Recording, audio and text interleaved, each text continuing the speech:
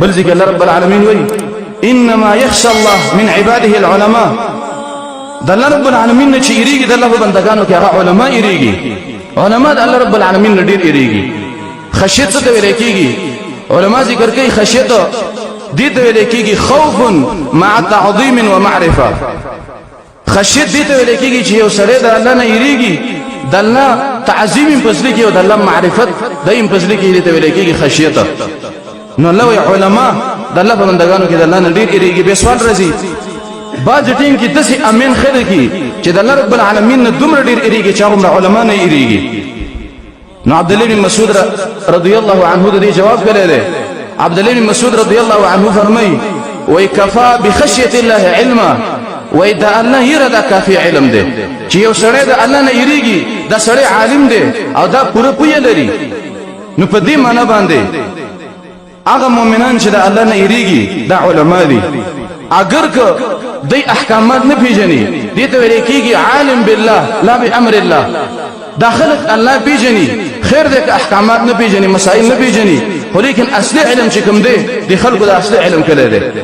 لکه صحابه ته چې موږ تاسو وګورو صحابه چې دا ټول علما نو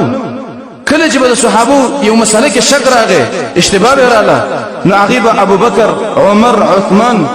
علي رضي الله عنهم دغننګي زید بن ثابت معاذ بن جبل ابي بن كعب دا علماء بعضی پر صحابو کې موجود داغونه په صحابو ته پوښ کو ټول صحابه علما نو خو لیکن د الله علم د الله دې علم دا د ار صحابي سره موجود په دې بنا باندې په هر انسان باندې دا پر ځنه دي چې دا لاړ شي مدرسې ته او په مدرسې کې دی فقه وي فنون دی وي منطق دی وي دغه بلاغت دی وي نحو دی وي صرف دی وي دا په هر انسان باندې فرض نه دي چې د مدرسې ته لاړ شي دا فرض کفایي دي خو لیکن د الله د علم دا په هر بنده باندې فرض دی چې د الله نه ویریږي او د الله د علم زده کی چې د الله یې څه ویل کېږي بل ذکر الله رب العالمین وی سورۃ الانفال کې انما المؤمنون الذين اذا ذكر الله وجلت قلوبهم الله وی مؤمنان هغه خلک دي چې کله الله یاد کړي شي نو د دې مؤمنانو د ځونه یریږي وجل پر راځي حسن بصری رحمه الله نه چاته پوښتنه وای آیت مؤمن یو کنه وای حسن بصری رحمه الله ته ویلي وای کچیر ته په دې معنی باندې وی چې مؤمن یم چیر الله منل رسول منل قیامت منل قران منل او په دې باندې یقین شته وای په دې باندې ان شاء الله زه مؤمن یم خو لیکن کچیر ته ستاسو مقصدی چې د سورۃ الانفال کې الله رب العالمین د مؤمنانو کوم مصداق ذکر کړی دی چې مؤمنان هغه خلک دي چې کله الله یاد کړي شي د دې د اصلونو رپیږي وای فلا ادري زنه پوهیږم چې زه به مؤمن یم او کنه به ما نه الله وای مؤمنان هغه خلک دي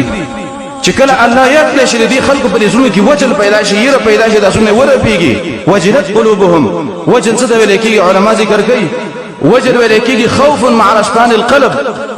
خوف هغه یره ته ویل کېږي چې لاسو سره پیږي لکه مثال یو ماشوم د پلار په کار شي یو د مشر په کار شي او د دې ماشوم د زړه ور پیږي دقه ته ویل کېږي وجل بنده به الله رب العالمین سره دقه سي چې کله د الله تذکره وشي نو د دې مؤمن انسان د زړه په دقه سره پیږي لکه څنګه چې د ماشوم د زړه ور پیږي